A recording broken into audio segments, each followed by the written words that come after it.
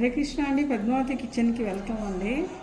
మీకు ఇవాళ చాలా ఇన్స్టెంట్ది, అందరికీ యూజ్ఫుల్ది చెప్తున్నానండి. అంటే ఏంటంటే, రాత్రి మనం అన్నం వండుకున్నాం కదా, అన్నం వండుకున్నది ఇలా మిగిలిపోతుంది. మిగిలిపోతే ఏం చేస్తామంటే, ఈ అన్నాన్ని మనం వేస్ట్ చేయకుండా దానికి పిల్లలు పెద్దవాళ్ళు అందరూ కూడా తినచ్చు, టిఫిన్ బ్రేక్ఫాస్ట్ చేసుకోవచ్చండి.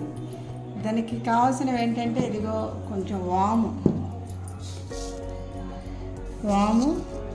ఒక చెంచాడు, వాము ఫ్లేవర్ నచ్చితే 2 చెంచాలు వేసుకోవచ్చు. అలాగే కొంచెం ఆవాలు, అలాగే కొంచెం శనగపప్పు 2 చెంచాలు, అలాగే కొంచెం మినపప్పు ఒక చెంచాడు చాలండి. అలాగే కొంచెం ఉప్పు, రుచికి సరిపడ్డ ఉప్పు వేస్తాము.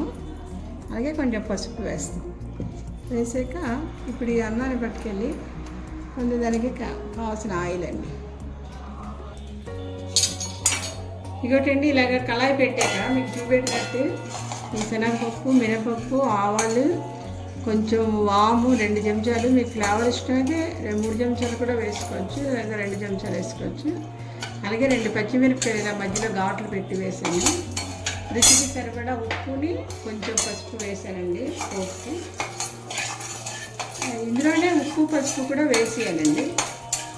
ఈ పోపు వేగుతున్నప్పుడు ఏం చేయాలంటే, ఈ లోపల మనం అన్నం ముందు రోజు వండింది కదా, అందుకే కొంచెం అంటే అక్కడ పిల్లలు అంటాం కదా, అలాంటివి లేకుండా ఈ విధంగా కొంచెం మనం విప్పించుకోవాలన్నమాట. అన్నం అంతా కూడా ఇలా విడివిడిగా విప్పించుకోవాలి.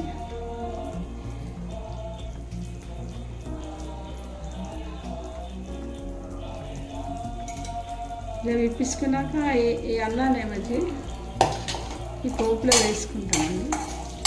ఇలా అన్నం వేసుకుంటాము.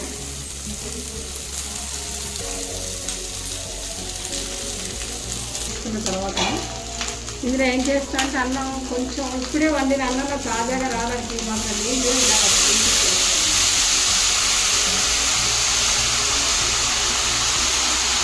కొంచెం కరివేపాకు కూడా వేస్తాను. వేసాక మరి కొంచెం ఆయిల్ వేస్తానండి, ఒక 3 చెంచాలు వేస్తాను. వేసాక మరి కొంచెం నీళ్ళు వేస్తే మీకు ఏంటంటే అవుతుందంటే, ఇప్పుడు వండిన అన్నంలాగా మీకు చాలా రిఫ్రెష్గా ఉంటుందండి. ఇలాగా మూత పెట్టేస్తే 2 నిమిషాల్లో కుక్ అయిపోతుందండి. ఇప్పుడు వండిన అన్నంలాగా అంత బాగా వస్తుంది. ఇదేంటండి, మూత తీస్తే చూడండి. ఇక్కడండి రెడీ అయిపోయింది వాము రైస్. మీరు కూడా ట్రై చేసి కామెంట్ పెట్టండి. హరే కృష్ణ.